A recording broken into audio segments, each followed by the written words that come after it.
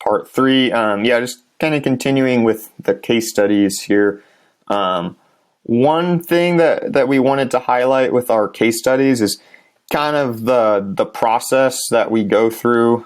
So our assessment, you'll see the posture photos that we take, some of the movement screens, and you'll see a little bit of explanation of how do we approach the process in terms of dealing with very specific issues that are complex, and how to manage complexity while being able to control for as many variables as we can, making predictions based on the information we can gather, but basically just learning how to be comfortable with uncertainty and kind of trying to outline some of the trial and error process that happens. We're not providing any sort of cookie cutter, one size fits all. That's something that we feel very strongly that baseball and pitchers in general, they really do not get the appropriate attention or just the treatment that's often provided for pitchers. I think is far too general.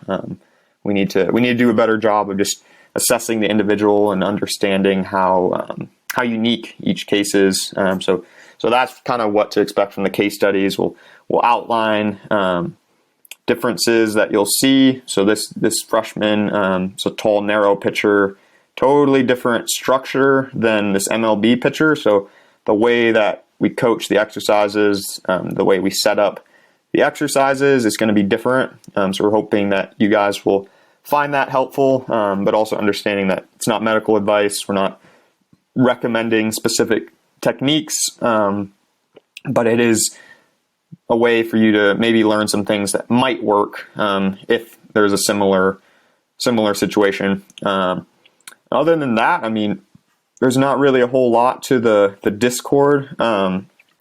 This is another channel that I'm continuing to build, but basically just trying to provide people with some research articles. So this might be something that you send to a coach, trying to get a better understanding of some of the research that's been done on baseball. I'll be honest, I think a lot of it can be taken with a grain of salt because a lot of times the design of the study isn't very replicable.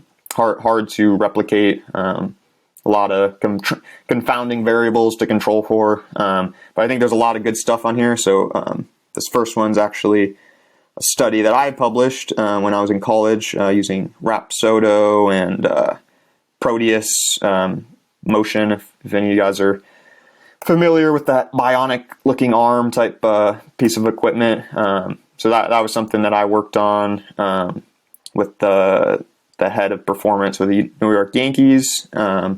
Here's a nice study looking at hip range of motion in pitchers, trying to kind of explain some of the reasons why we take these table tests and we track range of motion as a key performance indicator for health and performance.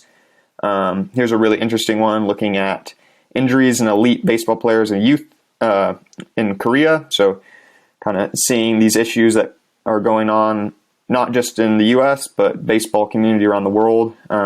Really interesting study here on heart rate variability in professional pitchers. So they found during the game, the heart rate varies quite a bit, and it reaches some pretty extreme heart rates. So I think that just kind of explains some of the almost like the psychology that's going on in a game, the response that you get with the nervous system by changes in heart rate. Couple other studies here. This is one that I found really interesting. They're looking at the effects of fatigue on mechanics. So ages 13 to 16, they're finding that the mechanics change during the course of one single game, from inning to inning. The lower body starts to fatigue, and then the mechanics change. Pain, velocity, all these things are consequences of fatigue. And I think most pitching injuries are coming from not managing fatigue well. So that's something that's really important for me.